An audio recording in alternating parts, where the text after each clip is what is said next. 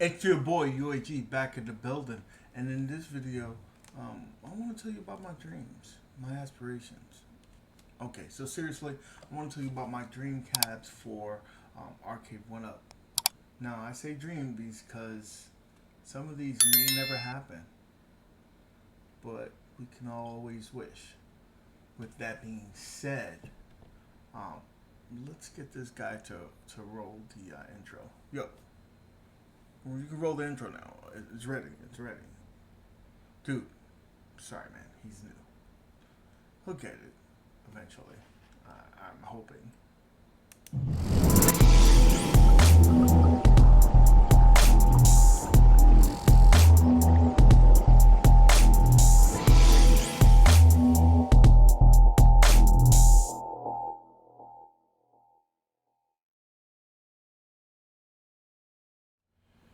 So we're back at it, and again, I said these are dream cabinets, so these may never happen.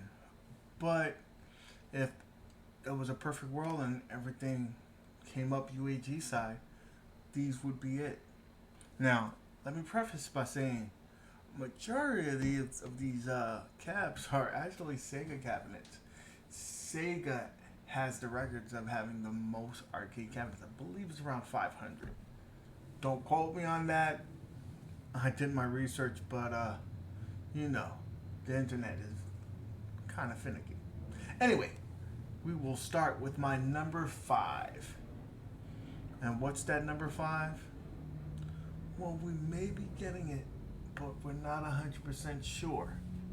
And my number 5 would be Spider-Man from Sega. Came out in 1991. This was a side scrolling beat 'em up. Pretty cool. Now, if you saw this today, you'd be like, "What the heck?" That's because Acclaim had a claim on a lot of the bigger name Marvel characters, so Spider-Man had to go with the B-list characters. So it's a 4-player cabinet. You would have Spider-Man, Submariner, the Hawkeye, and Black Cat. So not so great of a lineup in terms of the superheroes. But what it made up for it was the Rose Gallery. You have all the prominent Spider-Man villains. You have Scorpion. You have Kingpin. You have Venom. You have the Hobgoblin, the Green Goblin. You have all those characters. So it was pretty cool. And it was kind of innovative. At one point, you had yourself a side-scrolling beat 'em up, and then it switched perspectives, and then you had a traditional platformer. So it was kind of cool. So that's my number 5. Again, from Sega, 1991. Roll to the next one. And our next game would be, what do you think it is? It's Sega again, and it's one of the first games on the Sega Model 2. Came out in 1994, and it's a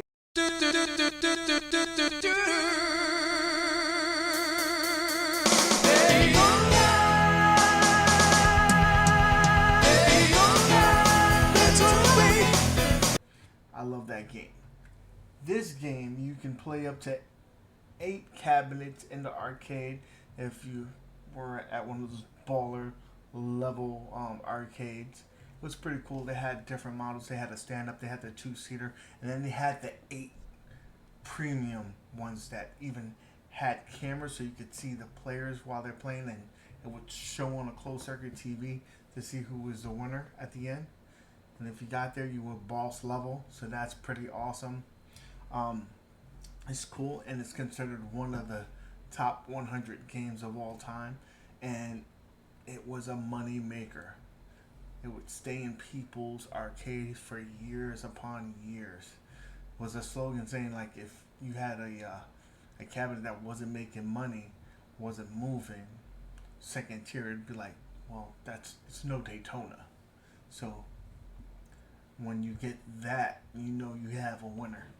Um, Funny thing is that when Sega was coming out with this, they were trying to get the license for NASCAR and ended up not.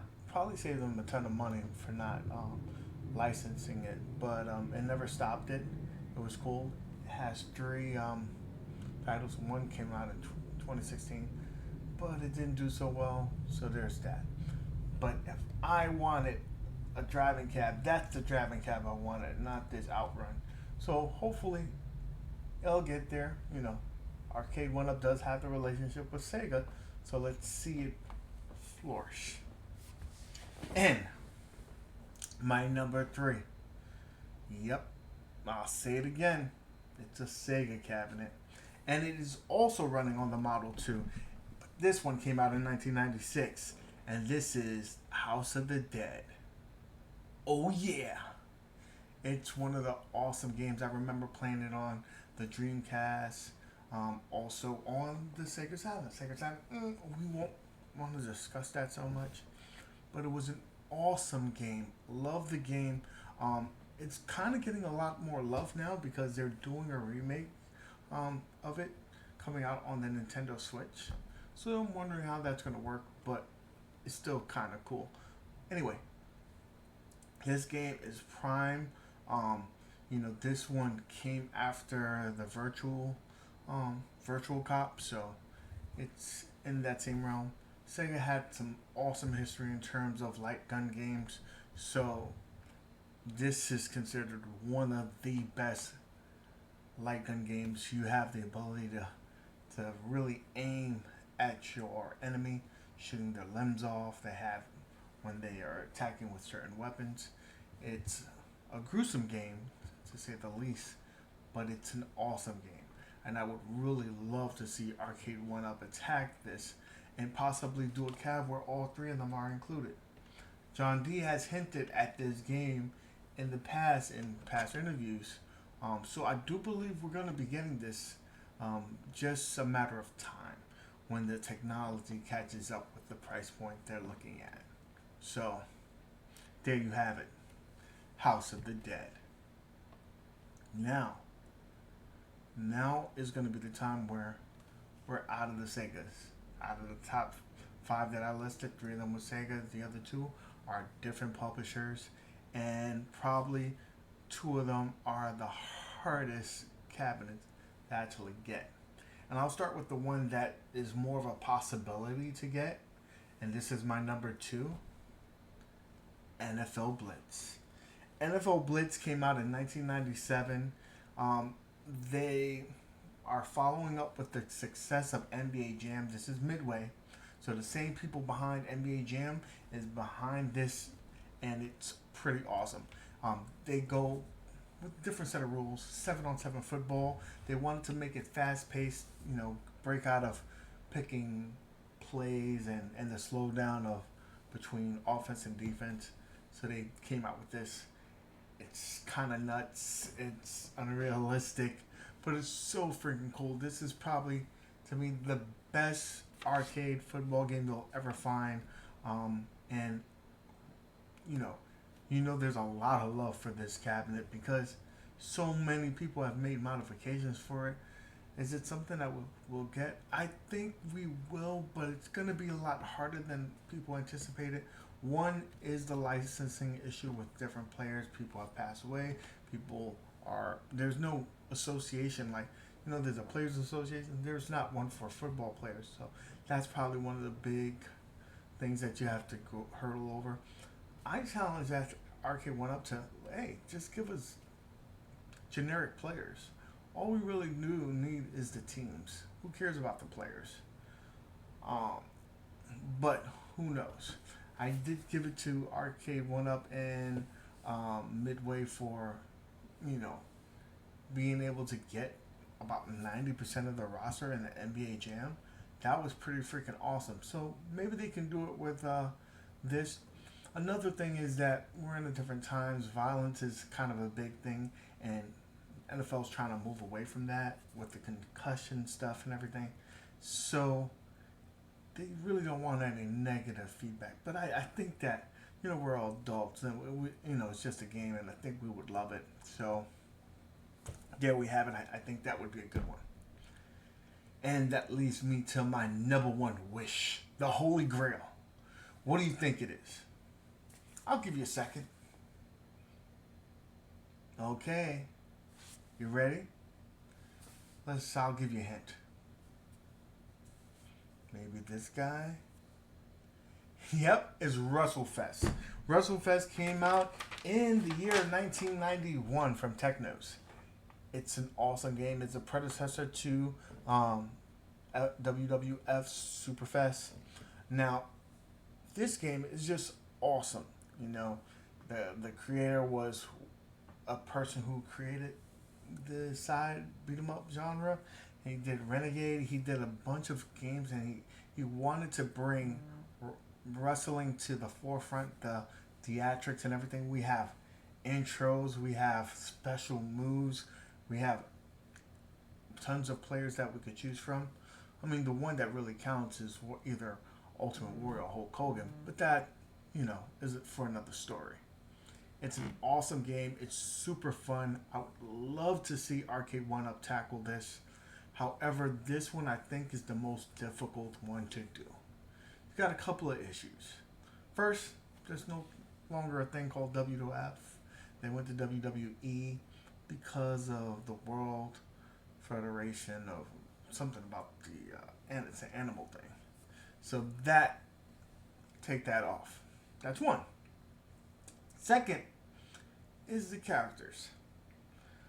These characters normally don't own their names. Vince McMahon, the owner of the WWE, owns them. So if they parted ways and something like that, he owns the rights to their names and they can't use those characters. So you have that. A lot of these characters pass away, so you're going to have to deal with the estate and not that person. So you may not get them to agree upon coming out with the game. There's that. And also, now the rights to the game, per se, is with RetroSoft Studios. And they've made a predecessor to it. It's called Retromania Wrestling. It's a cool game. It's not exactly WWF's WrestleFest, but in the same vein, it's kind of bringing that nostalgia back and that gameplay with some lesser known characters. So I wonder if they would be a hurdle in this. I think they'll play ball in terms of that. But I think the biggest part is just the deceased wrestlers. Can you make this game with lesser known characters or swaps or just generic players and still have that same game? I don't know. It's interesting, but this is the game I would love to have. Thankfully we do have main emulation, but it's not the same. It would be cool to have this in a cabinet from the publishers giving it to us. It would be so cool. Maybe one day, who knows? But this is probably the long shot of them all, of the 5 that I've listed. What's your cabinet that you wish you could have? Let me know in the comment section down below. If you like this kind of content, consider subscribing. Hit that thumbs up and make sure you hit that bell notification so you'll be notified of videos like this. As always, guys, I appreciate you stopping by and watching with us. And as always, till next time, keep gaming. Love you guys. Okay, we're done? I think we're done. Just shut it off. Shut it off. I can take off this shirt. I'm not even a wrestling fan. Shut it off. Oh, we're still recording. Oh. Hey guys. Bye-bye.